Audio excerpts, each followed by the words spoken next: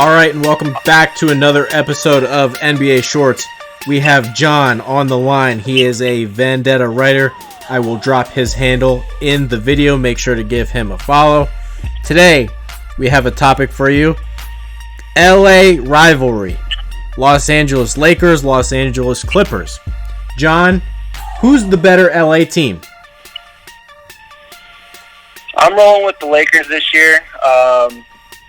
I think they're a much deeper team than most people give them. A lot of writers around the league want to say that it's the Clippers, but I firmly believe that it is the Lakers. I think they have the better starting lineup, deeper starting lineup. I think their bench, even though despite its age, is still better than the Clippers.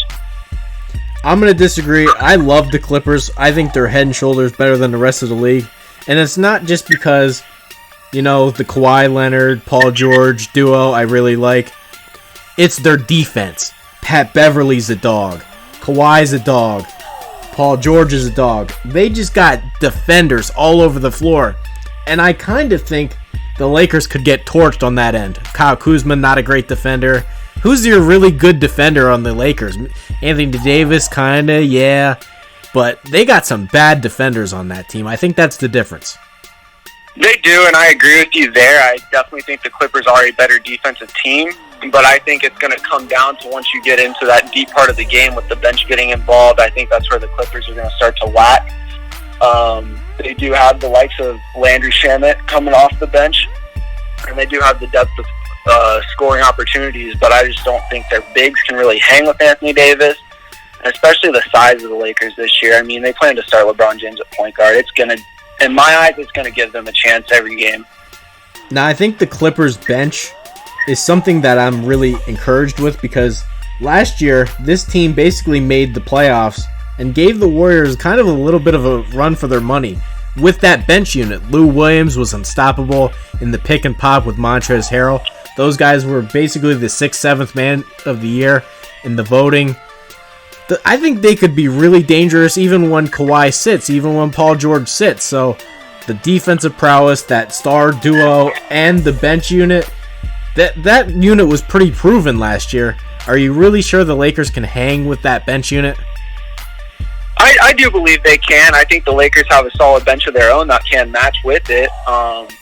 Like I said, a lot of what I believe the Lakers have the strong side on is their size, and I think the Clippers themselves will have a hard time stopping Anthony Davis. I don't think that Paul George is as consistent as a player as he could be. I think it gets proven around playoff time that he does lack in some areas of his game. And then there's games where he drops 40. So I think it's a hit and miss on any given night depending on where Paul George is at himself. I do think Kawhi is going to be a hard thing to stop this year. I mean, the dude proved last year why he's the number one player in the league. But I don't know. I just give it to the Lakers. I mean, you could throw bias involved, but anytime LeBron James does step on the court, I do believe that his team does have a chance. I have two more things on this. Number one, I think the Lakers just giving up on Ivica Zubac just didn't really make sense. He's kind of a young big that I like. Maybe he can't hang with Anthony Davis, but can he give you 10, 15 minutes? Can't he outplay JaVale McGee? I actually think he's decent. I do think Zubac is decent. I was a little shocked when they gave up on him, but I do recall there was an interview where Magic Johnson spoke about his lack on the offensive end, reading the pick and roll when he transitioned over to the Clippers. So I think it'll be interesting this year to see how he does transition his game with the helps of Kawhi and Paul. I mean, Zubac could take a big step this year, or he could be proven as to why he's not that great around the league. The other thing is, I think the Kawhi, Paul George thing, I don't think there's any chemistry issues there. They can both play off the ball. They're both good defenders. They can both score. I'm not convinced LeBron and Anthony Davis click right away. LeBron has had problems with bigs in the past. Chris Bosh wasn't the perfect fit. Kevin Love wasn't the perfect fit.